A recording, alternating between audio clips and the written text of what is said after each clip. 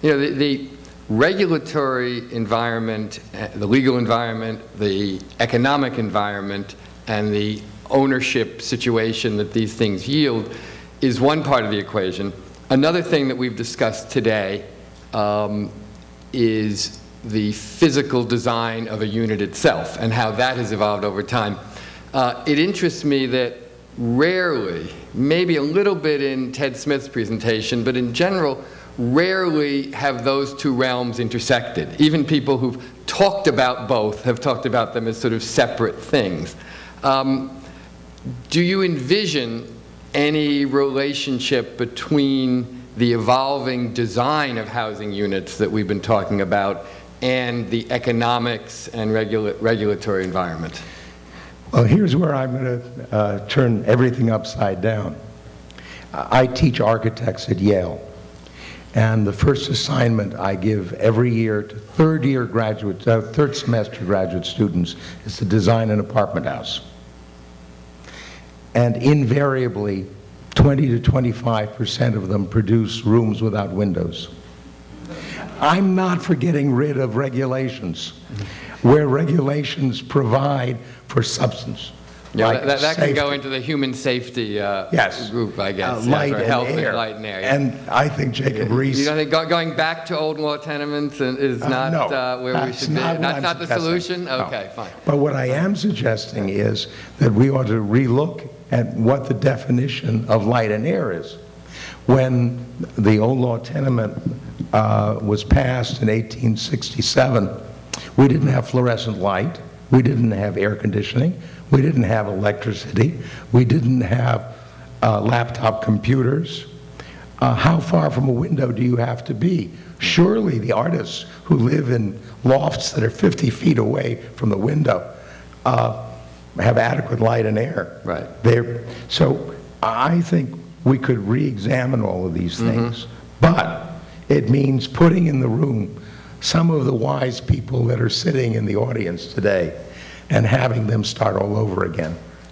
You know, it's interesting. Another phenomenon that we have not talked about today in New York has been the conversion of high-rise, even in some cases post-war skyscrapers downtown into housing, which was unimaginable even, I think, in the early days of J51. When we were beginning to convert, nobody could have dreamed that that would have happened.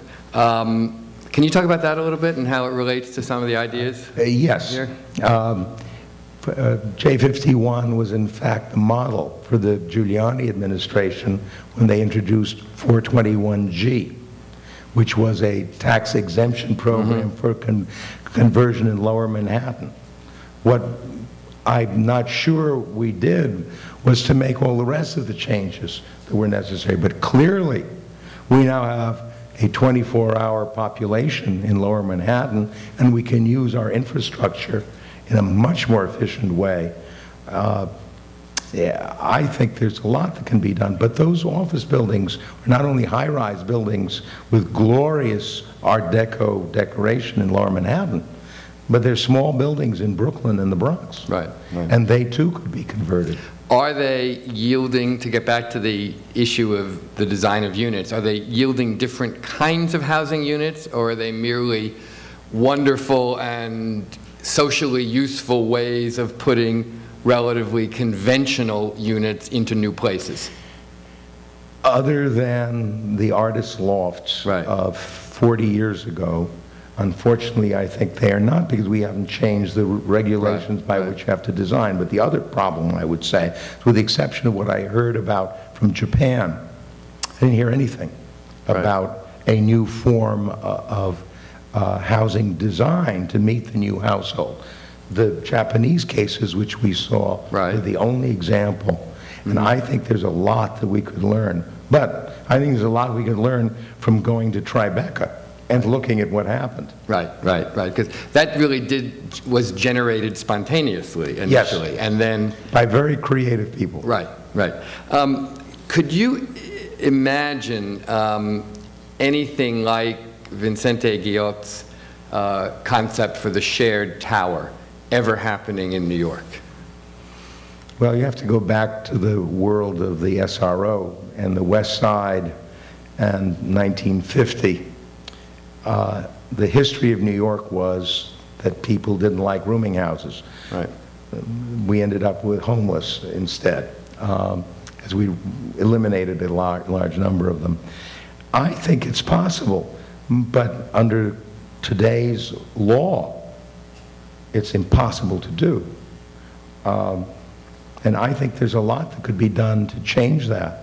I also think that a lot of the one-family houses, the larger ones in Queens, could be converted. It could be, and not just group homes, which would be opposed by the neighborhood. There are other things as well.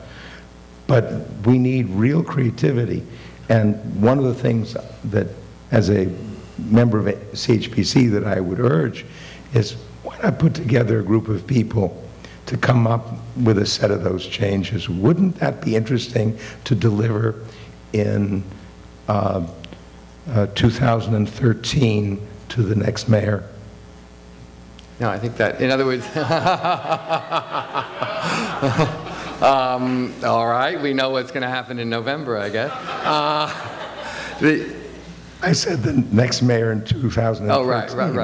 I didn't say of course not. This year. In other words, like a blueprint for tax reform or anything else, a sort of set of idealized regulations or deregulations, as the case may be. Exactly. Yeah, great.